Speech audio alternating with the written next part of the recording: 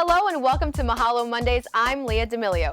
We recently had a chance to meet up with the folks from the 2008 AFI Digital Content Lab to get the inside scoop on this year's projects. Check out the highlights from our interview so you too can see how entertainment, technology, and business strategies are coming together to create current and future media.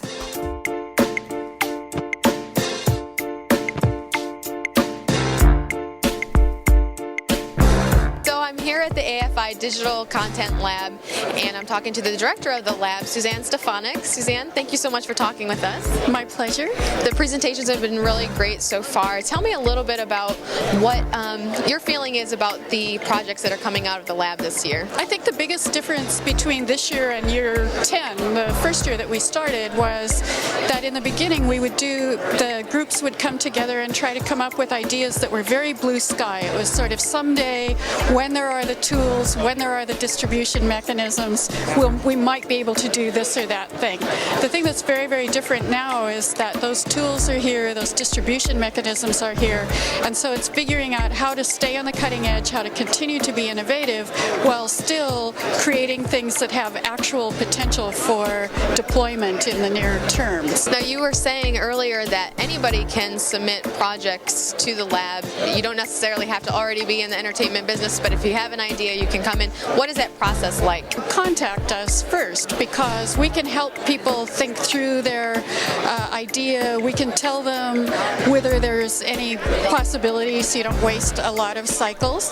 There has to be a real potential for distribution for the project. To just create something that then wouldn't have any legs is a little hard for us to find mentors. All the real work is done by this marvelous community of really talented and generous individuals. The bottom line for whether a project lives or not is whether or not the mentors will come on board for it. Standing to my right is Chris Jacobs from United Future. That's correct. And they've done a lot of work with ABC.com and the social integration site now of the viewing party, which is soon to come. Tell me a little bit about how you're bringing online party chat rooms to ABC programming. Much as we feel that they're very cool and very interesting and fun to interact with, we found that we have to simplify them way down for just the average user to really want to be approachable to them.